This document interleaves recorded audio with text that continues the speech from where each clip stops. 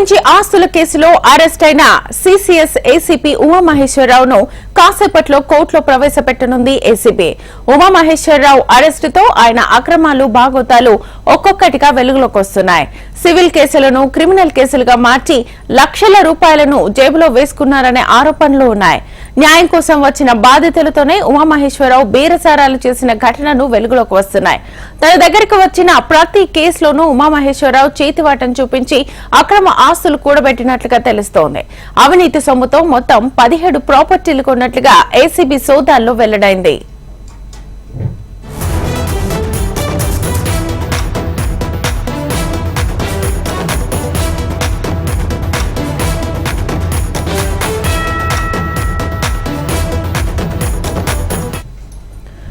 ఆదాయానికి మించి ఆస్తుల కేసులో అరెస్ట్ అయిన సిసిఎస్ ఏసీపీ ఉమామహేశ్వరరావును కాసేపట్లో కోర్టులో ప్రవేశపెట్టనుంది ఏసీబీ. ఉమామహేశ్వరరావు అరెస్టుతో ఆయన అక్రమాలు బాగోతాలు ఒక్కొక్కటిగా వెలుగులోకి వస్తున్నాయి. ఇదే అంశానికి సంబంధించి ఫుల్ డీటెయిల్స్ మా ప్రతినిధి అమర్ లైవ్ ద్వారా అందిస్తారు. అమర్,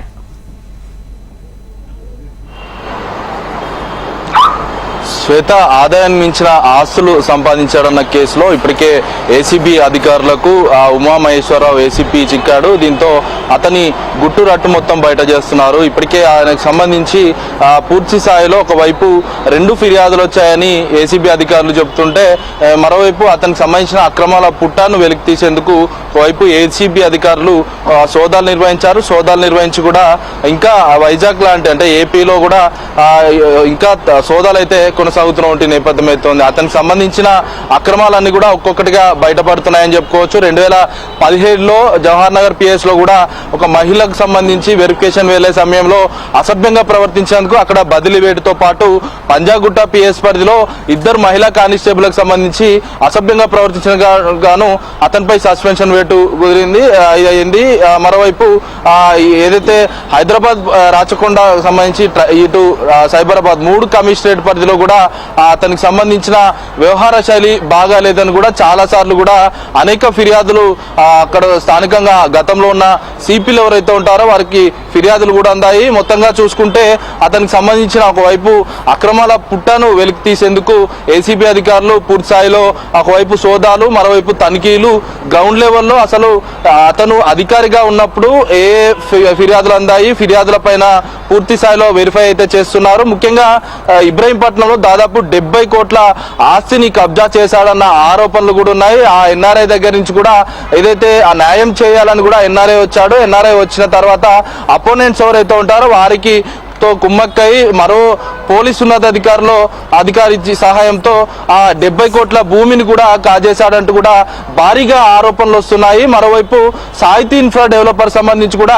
దాదాపు 2000 కోట్లలో అక్రమాలు జరిగాయి. కాబట్టి దీనికి సంబంధించి బాధితులు ఒక్కొక్కరిగా హైదరాబాద్ సిసిఎస్ కి క్యూ కడుతున్నారు. ఈ నేపథ్యంలోనే ఒకవైపు డైరెక్టర్ల నుంచి వాళ్ళను బెదిరించి వాళ్ళ దగ్గర నుంచి భారీ ఎత్తున ముడుపులు ముట్టించాడు అని కూడా ఆరోపణలు ఉన్నాయి. ఇదే కాకుండా ఇటు డైరెక్టర్ తో పాటు వచ్చిన బాధితులు ఎవరైతే ఉంటారో కేసు పెడదామని వచ్చిన బాధితుల దగ్గర నుంచి కూడా భారీ మొత్తంలో డబ్బులు ఇప్పిస్తానంటూ కూడా ఆ డబ్బులు వసూలు చేసినట్టుగా మనకైతే సమాచారం అయితే అందుతుంది. మొత్తంగా చూసుకుంటే ఇతనికి సంబంధించిన అక్రమాల పుట్ట కూడా ఒక్కొక్కటిగా వెలికి తీస్తున్నారు. దాదాపు 3,40 లక్షలకు పైగా కూడా సొత్తును ఇప్పటికే ఏసీబీ అధికారులు సీజ్ చేశారు. నిన్న రాత్రి ఉమామహేశ్వరరావు ఇంట్లో కూడా అతనికి సంబంధించిన ఏదైతే ల్యాండ్ డాక్యుమెంట్స్ కావచ్చు, ఆ భూ లావాదేవీలు అంటే చెరాస్తులు అన్నింటినీ కూడా పూర్తి స్థాయిలో ఆ సొత్తును మొత్తం సీజ్ చేశారు. అతన్ని అదుపులోకి తీసుకున్నారు. నిన్న రాత్రి బంజారాహిల్స్ పిఎస్ లోనే ఉంచారు. ఆ తర్వాత ఉదయంనే ఏదైతే బంజారాహిల్స్ ఏసీబీ హెడ్ క్వార్టర్స్ ఉందో అక్కడికి తీసుకెళ్లి విచారణ నిమిత్తం ఇంకా విచారణ చేస్తున్న పరిస్థితి నెలకొంది. 24 గంటల లోపు అరెస్ట్ చేసిన తర్వాత కోర్టులో అతన్ని హాజరుపరచాలి. కాబట్టి ఇవాళ మధ్యాహ్నం 1 గంట సమయాన ఉమామహేశ్వరాన్ని నాంపల్లి సిబిఐ కోర్టులో ఏసీబీ కోర్టులో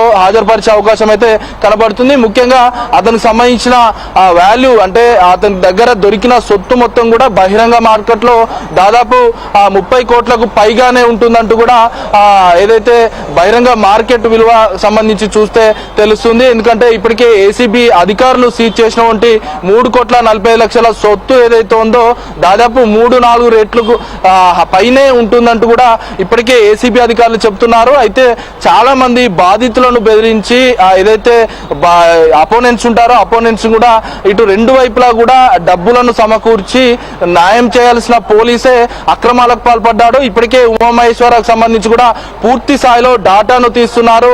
సాహితీ ఇన్ఫ్రాతో పాటు సిసిఎస్ లో అతను పదవీ కాలంలో ఉన్నప్పుడు ఎలాంటి ఫిర్యాదులు వచ్చాయి, ఆ ఫిర్యాదుల పట్ల ఎలా స్పందించాడు, ఇటు బాధితులకు ఎలా సపోర్ట్ చేశాడు, విక్టిమ్ కాకుండా అపోనెంట్ ఎవరైతే ఉంటారో అపోనెంట్ కు ఎలా సహకరించారు, వీటన్నిటికి సంబంధించి కూడా పూర్వాపరాలకు సంబంధించి కూడా వెరిఫై చేసే అవకాశం అయితే కనబడుతుంది. ఇవాళ ఏసీబీ నాంపల్లి ఏసీబీ కోర్టులో అతన్ని హాజరుపరిచిన తర్వాత 14 రోజుల రిమాండ్ అనేది ఉంటుంది. రిమాండ్ తర్వాత అంటే రిమాండ్ లోపే అతన్ని కస్టడీకి తీసుకుంటారు. కస్టడీకి తీసుకొని కూడా అతని అక్రమాలపై పూర్తి స్థాయిలో విచారణ చేసే అవకాశం అయితే స్పష్టంగా ఊపడుతుంది. Shweta. Right Amar, thank you.